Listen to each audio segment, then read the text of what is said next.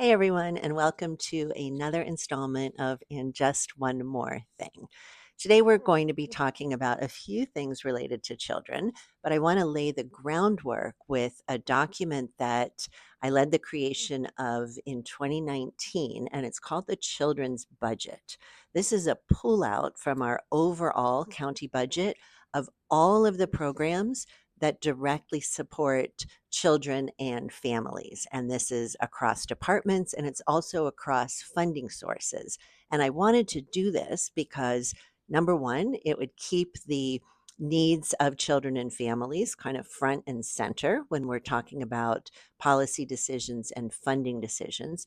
And also, it's very clear to me that if we're going to measure the impact, are we actually helping children and families live healthier, more stable, more thriving lives? We have to understand where we're investing and if those investments are making a difference. So each year we have iterated on the children's budget. I'm going to be talking much more about that in a few minutes with my guest today, who is Heidi Emberling, who is the director of the county's Office of Children and Families Policy. So stay with us. We'll be right back.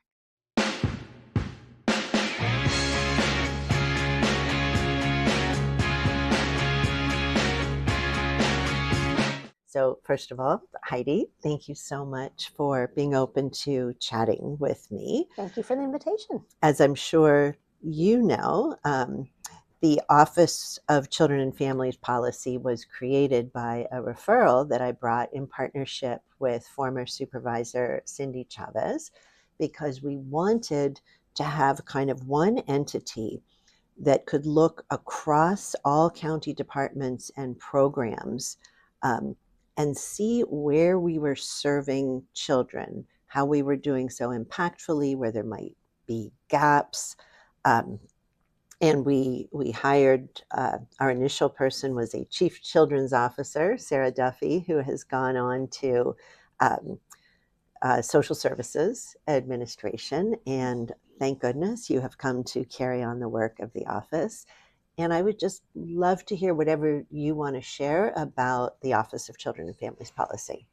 Absolutely. Well, I was working at First Five at the time that it was created, and I was very curious about the position. And then I met Sarah, and I was very happy to work with her on policy issues related to children. She and now I have a very unique role in that it is cross-departmental and cross-entity. So I can partner with community-based organizations like First Five. I can partner with County Office of Ed and school districts on issues that touch county services and that other entity. And it's been really great to have a larger sense of all the different ways in which the county supports our most vulnerable children, youth, and families across the county. What would you, first, I think we're maybe not entirely unique, but most counties don't have this department or this role. What would you say is the mission of the Office of Children and Families? We really want to elevate the most critical needs facing children, youth, and families in our county. And that means, is it a need that has to do with accessing housing? Is it a need that has to do with accessing food, healthcare, childcare? It's a way of looking cross-departmentally at what are the biggest needs that each department is seeing so that we approach it in a more holistic way, that we're not playing whack-a-mole and everybody doing something independent, but that we're really coming together as a county to address an underlying need or issue.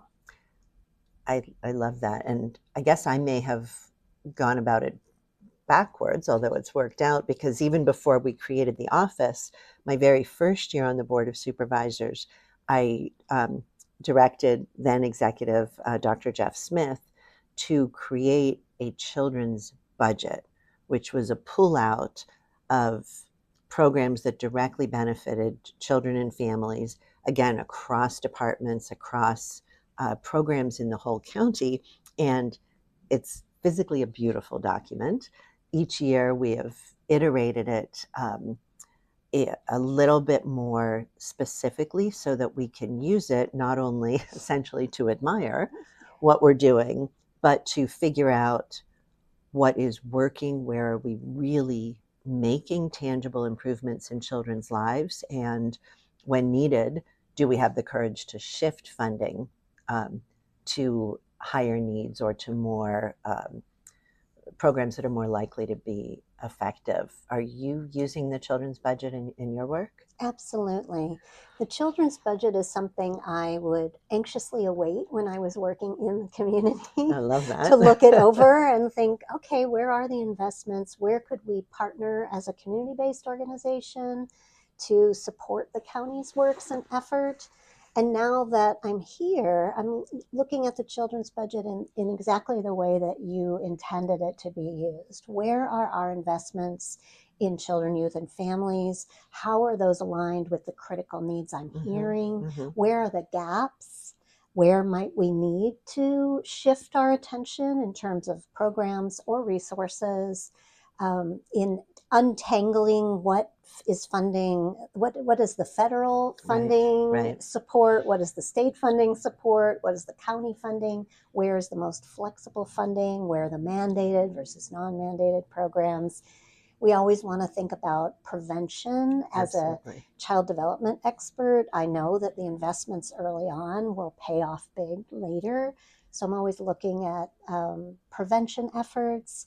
And I think the where I would like to take it over the next few years will be into that outcomes Yeah. area. What are we hoping to achieve through these efforts? Are we moving the needle on helping families access basic needs, food, housing, healthcare, childcare? How are we utilizing this tool to really understand our investment? Mm-hmm. These are public dollars. How are we really looking at serving the community?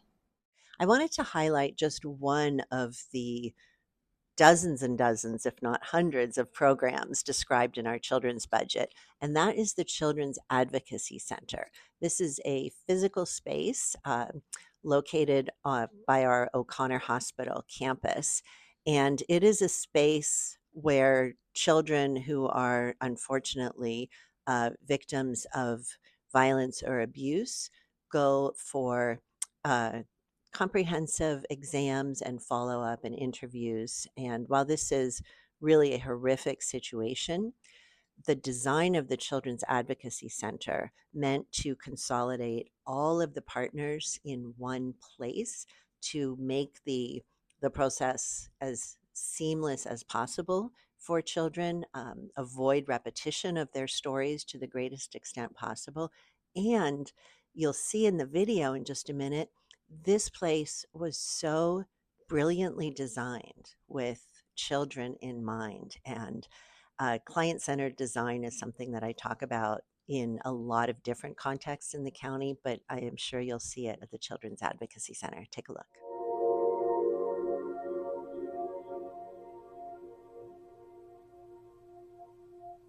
My name is Carlotta Aguilera. I am the forensic interview coordinator for the law enforcement section of the CAC. For me, the best thing that I see when they leave the CAC is the huge smile on their face. They always feel, it looks like they always have a burden lifted from their shoulders when they leave here.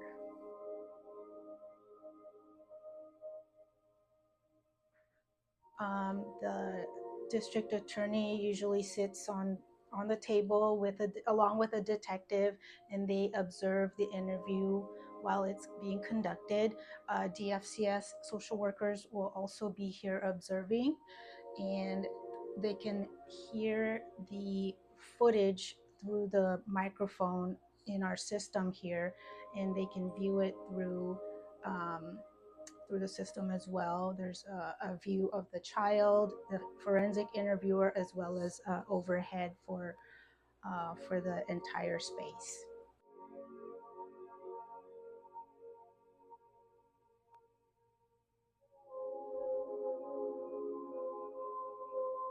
Hi, my name is Abby. I'm one of the nurse practitioners here at the Children's Advocacy Center. We do all the medical evaluations for suspected child abuse in Santa Clara County, and that includes sexual abuse, physical abuse, child neglect and maltreatment, as well as burn. So this is our couple scope. It's mainly for when we do sexual assault cases, when we do the imaging for sexual assault cases. So what this is it's called Cortex Flow. Has a ring light kind of looking, and it's a camera attached to like a magnification light, and this helps us take a look at the genital areas when we are looking to see for any injuries that the victim may have. I think it's very important to continue funding this space because, like I said, it creates a unique space for a lot of the victims in our community, the most vulnerable population that a lot of times feel like they are not being heard, and this is a space that's created for them to be heard.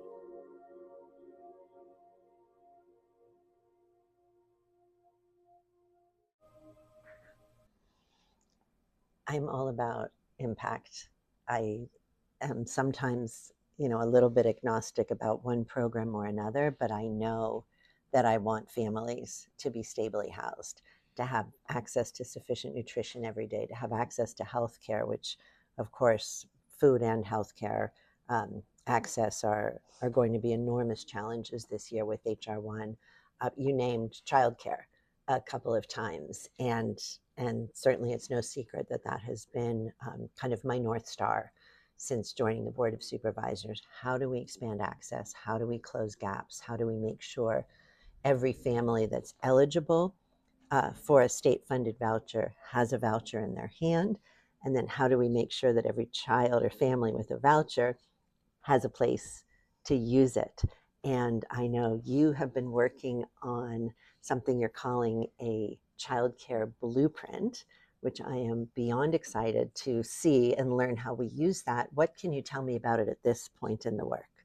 Absolutely. First of all, thank you for your championing of children's issues in this county. It really takes leadership to move the needle on issues. Children don't have a voice and they don't have a vote. And so having leaders like yourself, and I know this isn't like a let's all celebrate Susan Nope. Ellenberg conversation, Nope, but nope, I no, just it's want let's to get work done, say but thank you. that your championing Thanks. of these issues has been unbelievably helpful for moving this work forward. In terms of the child care blueprint, we're looking at two aspects of the work. The first is to really talk to families. I don't like to look at policy development or where we allocate our resources until I understand what are the deep needs of families in So the actually community. lead with client needs. Yes, yes. What a concept. Yes. Exactly. So we're doing focus groups with populations that are most touched by county resources. It may be a refugee population that we're supporting. It may be low-income families. It may be foster youth who are now parents themselves. We really want to hear what are the barriers to accessing childcare in Santa Clara County. So once you have completed that focus group section of this work, what comes next? Yeah. So we're going to take the learnings from the focus groups and bring them to the second aspect of this work, which is convening a child care advisory group. Okay. These are experts in the field of early childhood education and child care, people that I've worked with for years in my various other jobs in the community that I'm pulling together to say, here's what we're hearing. Do we have the infrastructure to serve the families in the way that they'd like to be served? Let's look at that together. I like to fill a room with people wiser than me so that they can share their insights in terms of the barriers that families face to accessing the child care that they want or that they're looking for. And then through those conversations with the child care advisory group, informed by the family voice, we want to come up with some policy actions. We want to figure out what are the types of things that we can do with our elected leaders, with our coalition groups, to really move the needle on helping families access the child care they need. Great. Thank you. we have just a couple of minutes left, but I want to put a third piece in there. Ultimately, we're going to need to put revenue behind this. Um, and another space where I have been working is really beyond the early childhood experts, um, not to work around them because they clearly know how to take care of children. But I believe that in order to get broad community support, broad county, broad state support, we really need to make the economic case and um, show businesses, employers, city governments, people who don't have and don't like children, that the lack of a cohesive childcare publicly funded infrastructure leads to significant economic loss in the county. And my guess is whatever number comes up in the child care blueprint, that you've got the policies and here are the gaps and it would take this much money to fund it, I am confident that that will be a fraction of what we are losing. So I love that you have all the childcare people there now.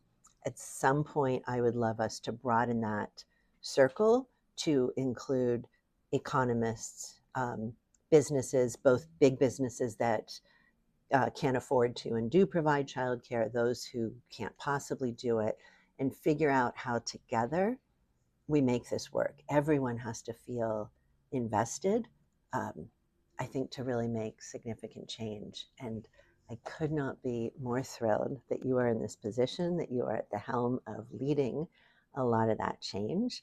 Um, I look forward to seeing what comes next. We'll certainly highlight when the blueprint is published and then talk about how we actually actualize and operationalize that budget. So thank you for everything, Heidi. Thank you so much. Really appreciate you. And I'll be back with just one more thing.